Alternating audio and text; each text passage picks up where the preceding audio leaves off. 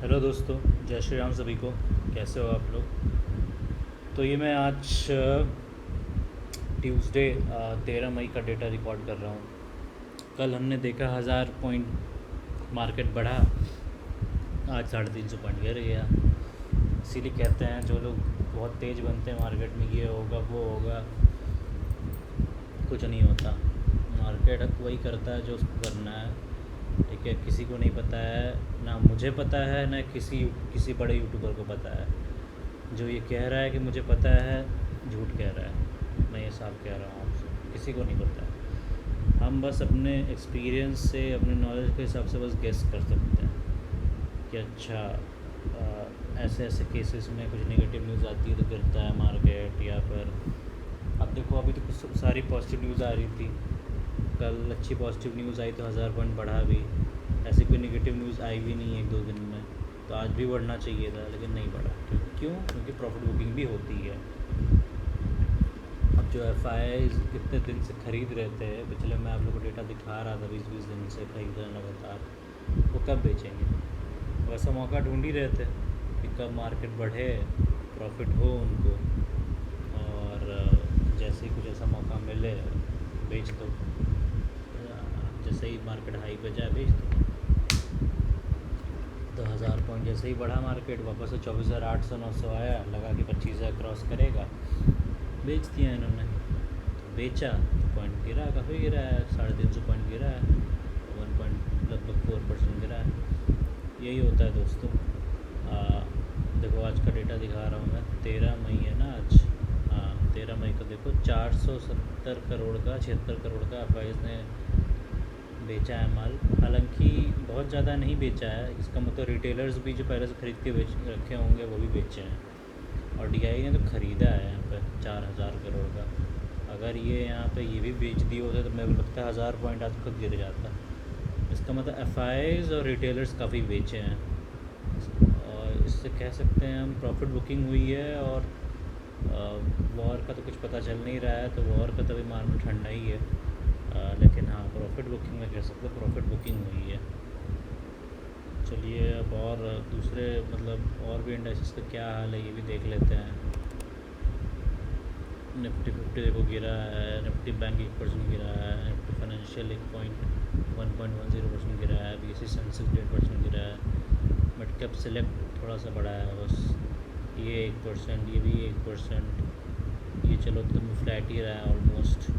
Nifty 100 देखो 1% गिरा है, और निफ्टी FMCG देखो 1.25% गिरा है लगभग, निफ्टी मेटल लगभग 1%, निफ्टी फार्मा देखो बढ़ा है, निफ्टी PSU बैंक बढ़ा है, निफ्टी IT देखो 2.5% गिर गया, बहुत गिरा है ये।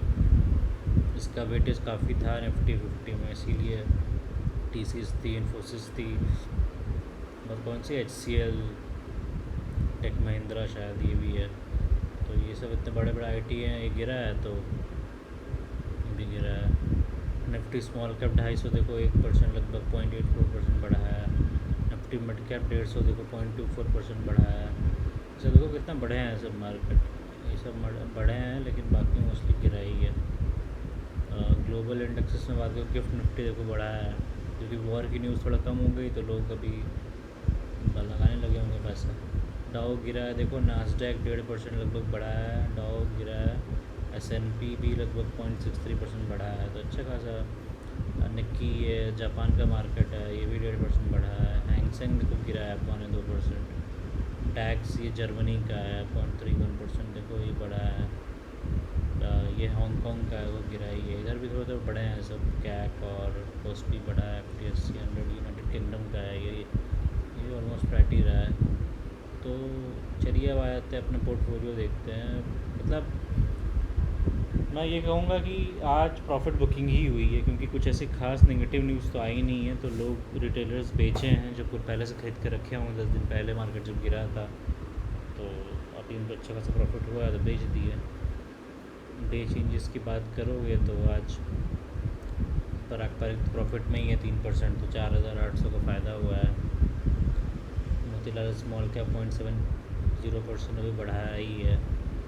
निपॉन इंडिया स्मॉल कैप 0.65% बढ़ा है, क्वांट स्मॉल कैप 0.31% बढ़ा है, तो 0.1, 0.3, 0.4% सब बढ़े ही हैं।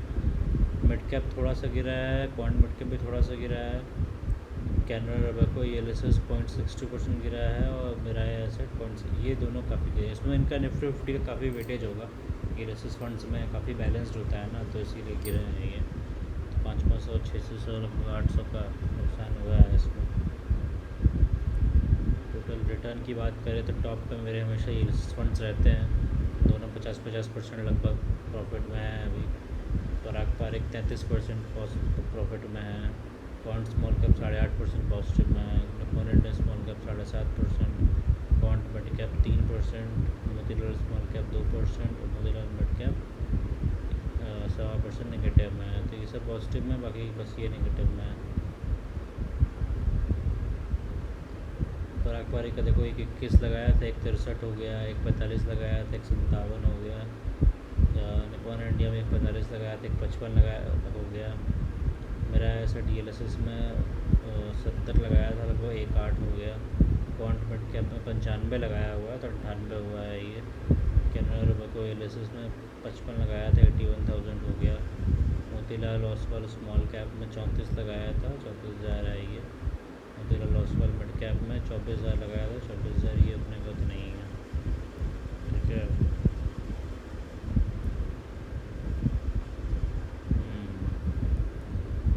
तो यही है दोस्तों, पोर्टफोलियो एनालिसिस आज का कुछ ज़्यादा खास फ़ायदा नहीं हुआ है। 5,000 बढ़ा है 0.64%, तो 5,000 का फ़ायदा हुआ है। टोटल रिटर्न 1.32 पहुँच गया है मेरा 19% के रिटर्न के साथ। XIRR लगभग 18% चल रहा है।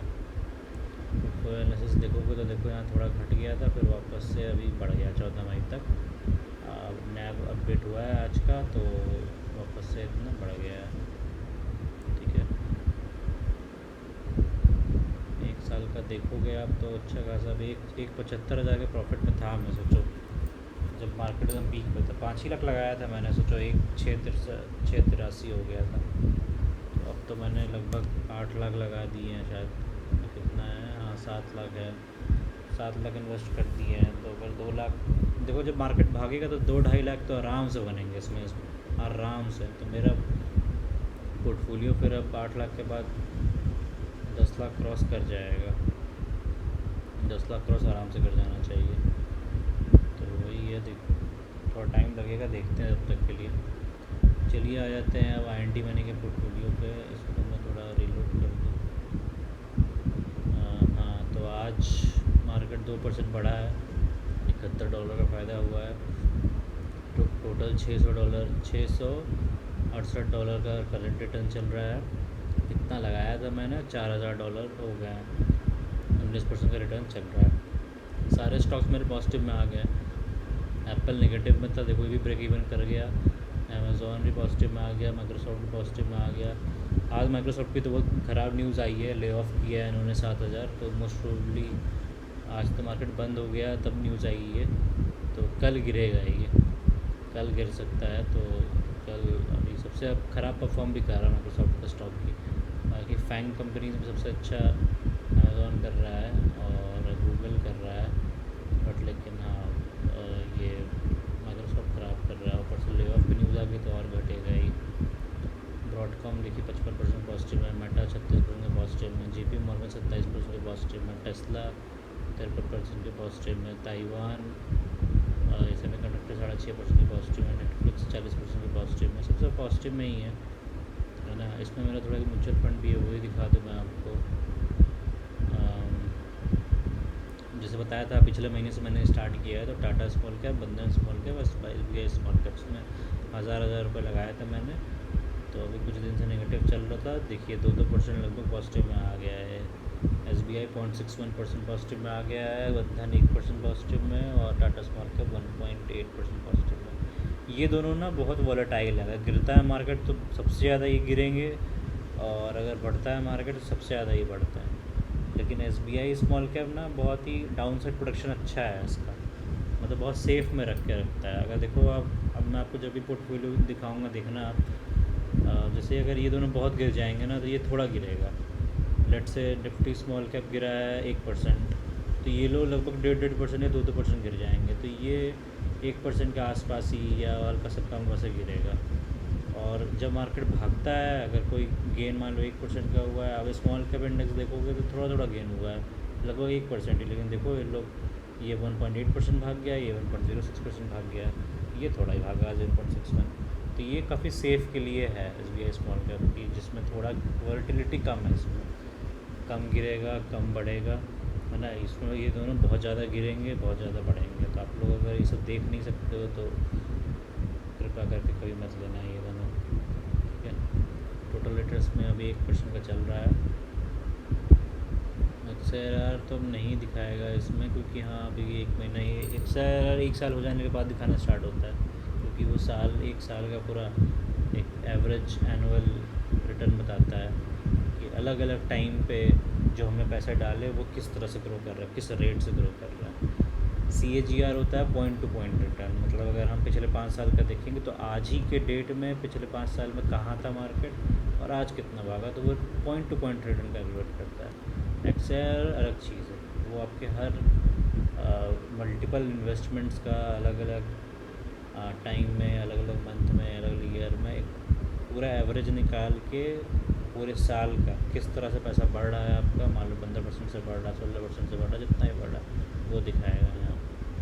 तो एक अच्छा मतलब मैं तो लोगों को यही कहता हूँ कि CAGR से ज़्यादा अच्छा XRR देखो कि आपका किस रेट से पैसा हर साल बढ़ रहा है ना। CAGR तो कोई बहुत सारे फंड्स होते हैं जो 10 साल चलते नहीं, लेकिन लास्ट के 2 साल में इतना ज़्यादा चल जाते हैं कि उनका भी CAGR अच्छा बन जाता है पिछले 10 साल का, है ना। तो इसीलिए, और रोलिंग रिटर्न्स भी देखो आपका यही होता है। रोलिंग रिटर्न्स में तो खैर इसमें पैरामीटर नहीं है मतलब ये सब के वेबसाइट्स में, लेकिन बहुत सारे एक्सटर्नल थर्ड पार्टी वेबसाइट है जहाँ आप चेक कर सकते हो। रोलिंग रिटर्न तो एक एक दिन का आपका कैलकुलेट करेगा। जैसे अगर आप मान लो पिछले 10 साल का रोलिंग रिटर्न देख रहे हो तो 1 जनवरी से देख रहे हो तो 1 जनवरी क्या था 2013 में, और 1 जनवरी आज 2025 में क्या है उसका देखा, फिर 2 जनवरी, फिर 2 जनवरी इधर, फिर 3 जनवरी उस टाइम का, फिर 3, ऐसे सब करके पूरे महीने का ऐसे एवरेज निकालेगा तो 1 महीने का बनेगा, फिर ऐसे से करके 12 महीने का बनता है और फिर उसका एवरेज निकलता है। तो रोलिंग रिटर्न और भी अच्छा पैरामीटर है चेक करने का कि कोई फ़ंड ने पिछले 10 साल 20 साल में कैसा परफॉर्म किया, है ना। तो ये सब आप देखा करो। तो यही था इसका। फिर अभी कॉइन का देख लेते हैं। तो इसमें आज फ़ायदा हुआ है, देखो लगभग 1.25% बढ़ा है मार्केट, तो प्रॉफिट हुआ है 1.25% का, काफ़ी पास आ गया है। अब अभी 9,200 रुपये डाले थे मैंने, ये तो 8,000 पे चल रहा था कितने टाइम से। आज थोड़ा पॉजिटिविटी दिखा है तो 9,000 आ गया है। कल भी इस तरह का प्रॉफिट होगा, कल परसों भी, तो वापस से ये इन्वेस्टेड वैल्यू के जितना आ जाएगा करंट वैल्यू। ये बहुत रिसेंटली मैंने स्टार्ट किया, अब देखोगे दिसंबर से डाल रहा हूँ इसमें, तो मैंने शायद जनवरी से डालना स्टार्ट किया है, फरवरी में तो डाला ही नहीं है, मार्च में फिर अप्रैल में। तो अभी इस साल का ही पोर्टफोलियो है, तब से तो गिर ही रहा है मार्केट, तो इसीलिए आपको पोर्टफोलियो कभी पॉजिटिव नज़र नहीं आएगा फ़िलहाल। अभी देखो अब जैसे जैसे मार्केट और बढ़ेगा, मई जून और भी इन्वेस्टमेंट्स होंगी तो फिर पॉजिटिव में आता चल जाएगा। सेम XRR इसमें भी इसलिए नहीं दिखाता क्योंकि अभी 4 महीने पहले का 1 साल हो जाने तो यहाँ पे दिखाने लगेगा किस तरह से ग्रो हो रहा है ये, ठीक है। ये पोर्टफोलियो मैंने देखो दोस्तों इंडेक्स फंड्स के लिए लिया है, तो पता बस निपॉन का रख लिया हूँ मैं एक, लेकिन मोस्टली मैंने ये बनाया था अकाउंट कि मैं बस इंडेक्स फंड्स ही रखूँगा यहाँ पर। तो देखो अगर ये रखता हूँ नहीं तो इसको भी बेच दूँगा। बाकी मतलब मेन मेरा इसमें गोल इंडेक्स फंड को रखने का है, इसीलिए मैंने ये ले रखा है ना। तो यही था दोस्तों, यही था अपडेट मेरा आज के पोर्टफोलियो का। थोड़ा मार्केट आज गिरा है, लेकिन उस तरह से उतना पोर्टफोलियो मेरा गिरा नहीं है, तो बहुत मामूली से गिरावट आई है, तो चलता है इतना। आगे देखो, अभी तो कुछ वॉर थम गया, सब कुछ सीज़ फायर हो गया है, तो कुछ ऐसी दिक्कतें हो नहीं रही है, तो सब कुछ सही है। कुछ बुरी न्यूज़ आती है तो गिरेगा भाई, मार्केट बहुत गिरेगा, और सब कुछ ऐसे ही अच्छा रहता है तो मार्केट बहुत अच्छा भागेगा। अभी 7 लाख इसमें इन्वेस्ट किया है मैंने, और 808 लाख बन गया है करंट वैल्यू। ये आगे और बढ़ेगा तो अच्छा ही रहेगा। इसीलिए मैं आपसे ट्रांसपेरेंसी रखता हूँ एकदम, कि जो भी मेरे पोर्टफोलियो में हो रहा है, घट रहा है, बढ़ रहा है, सब मैं दिखाता हूँ। उन यूट्यूबर्स की तरह नहीं कि बस करोड़ों में बात कर रहे हैं और यूट्यूब पे और कुछ दिखाते नहीं हैं। मैं आपको प्रूफ के साथ बता रहा हूँ कि मतलब मैं कुछ भी बात कर रहा हूँ पर्सनल एक्सपीरियंस से, पर्सनल जर्नी से मैं आपको दिखा रहा हूँ, ऐसा हवा में बातें नहीं कर रहा हूँ। तो ये सब आपके लिए मोटिवेशन के लिए ही है। आप भी इन्वेस्ट करना स्टार्ट करिए। जिसमें मैं कर रहा हूँ उसमें मत करिए, क्योंकि मैं कोई ऐसा रिकमेंडेशन नहीं दे रहा हूँ। मेरा अपना रिस्क एपेटाइट है, उसके अकॉर्डिंगली कर रहा हूँ। आप अपने रिस्क के अनुसार अपना करिए। और जो भी कुछ डाउट हो कमेंट्स में आप कर सकते हैं। आपका एज क्या है, आप कितना करना चाहते हैं इंडेक्स फंड में या पैसिव फंड, एक्टिव फंड, क्या आप क्वेश्चन डाल सकते हैं, जो भी है। बाकी आपका भाई तो है ही, कभी भी कोई क्वेश्चन हो डालिएगा कमेंट में, जवाब मिलेगा। तो यही था दोस्तों आज का अपडेट। अब कल जिस तरह से मार्केट रिएक्ट करेगा, जैसा होगा कल आपको, कल मैं हर दिन वीडियो डालता हूँ। आप अगर मेरा चैनल देखोगे तो पिछले अभी रिसेंटली 2 महीने से मैंने स्टार्ट किया है, तो हर दिन आपको वीडियो मिलेगी। हर दिन मतलब जिस दिन मार्केट खुला रहता है। अब किस दिन पब्लिक हॉलीडे है तो उस दिन मैं नहीं डालता हूँ, या कभी कभी उसमें भी डाल देता हूँ। कुछ अगर स्ट्रेटजी बतानी होती है तो, या किस तरह का अगला वीक रहेगा, क्या हो सकता है, संभावनाएं गेस करना, वो सब बता देता हूँ मैं कि मेरे एक्सपीरियंस से क्या हो सकता है, मेरा ओपिनियन क्या है। बाकी जिस दिन मार्केट खुला रहेगा उस दिन तो वीडियो रोज़ आती ही है। तो आप मेरे पुराने वीडियोज़ भी देख सकते हो, मैंने हर दिन का अपडेट डाला है, इसीलिए कि ताकि आप लोग को मेरी पूरी जर्नी देख पाओ आप। ठीक है, चलो दोस्तों, मिलते हैं फिर आपसे नेक्स्ट वीडियो में। Thank you for watching.